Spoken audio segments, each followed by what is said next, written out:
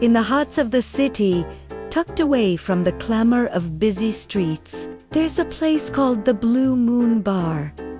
It's a sanctuary where time seems to slow down, where the air is thick with smoke, hushed conversations, and the ghosts of old jazz tunes. This is a place where dreams, often weary and worn, come to find solace in the bottom of a wine glass, and in this dimly lit haven, a story was about to unfold. Every night, Clara would take her seat at the old wooden piano. Her fingers, delicate yet sure, would hover over the keys, trembling not just with nerves, but with a deep, unspoken desire. She wasn't playing for applause or for coins tossed into a jar. She played because her soul was overflowing, and music was its only language. Across the stage from her, bathed in a warm, amber spotlight, stood Isabel. She was the bar's singer, and her voice was a paradox, as smooth and smoky as a fine bourbon, yet laced with a sweetness that could break your heart. When Isabel sang, the entire bar would fall into a reverent silence, captivated by the melancholy magic she wove. And Clara was the most captivated of all.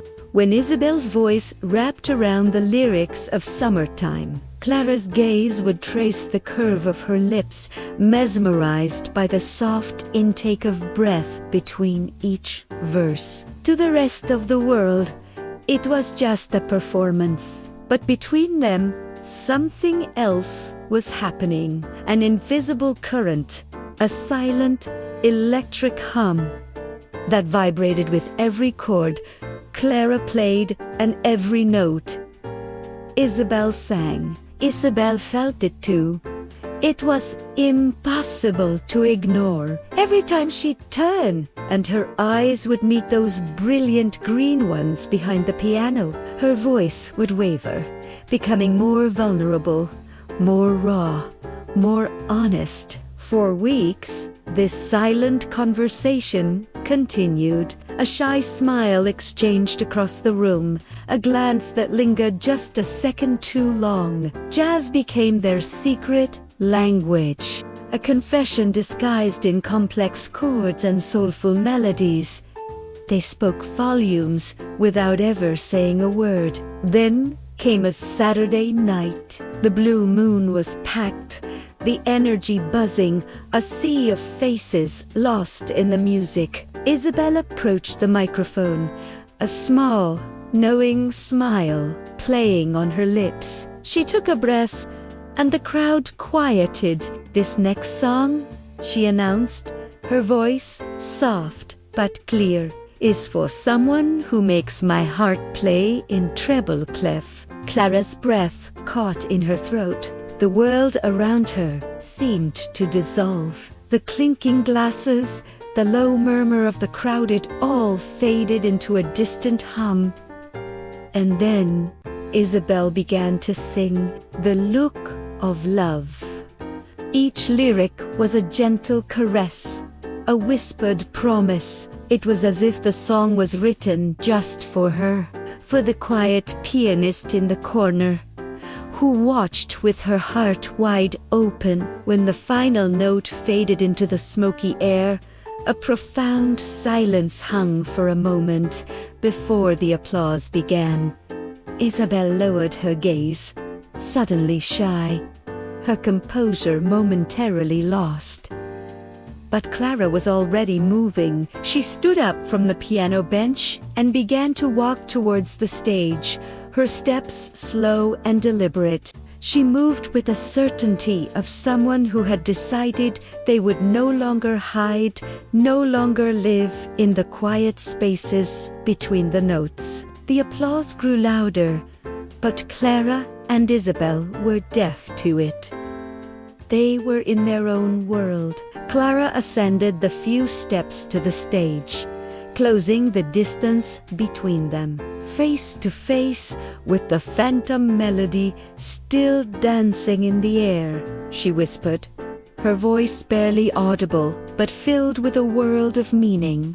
Then, "Let's play together." A laugh escaped Isabel's lips, bright and clear, as tears of joy welled in her eyes. The audience, thinking they were about to witness a spontaneous musical duet, leaned in with anticipation. But this was a different kind of collaboration. Instead of returning to the piano, Clara gently took Isabel's hand and brought it to her own chest, letting her feel the rapid, hopeful rhythm of her heart. They stood there, breathing in sync, a silent testament to the song that had just been sung. As if on cue, the saxophonist began to play a soft, tender melody, and there, in the middle of the stage, surrounded by strangers who were now witnesses to their beginning, they kissed. It was a slow, honest kiss that tasted of red wine and destiny, a perfect harmony of two souls finally meeting. The Blue Moon Bar erupted. The applause was thunderous, a celebration not just of the music, but of the love that had bloomed right before their eyes. But Clara and Isabel were already somewhere else, lost inside their own private melody, a world free from fear and judgment. From that night forward, the music at the Blue Moon was never quite the same. Regles would say the piano sounded brighter, more alive. They'd whispered that the songs had more soul, a deeper resonance.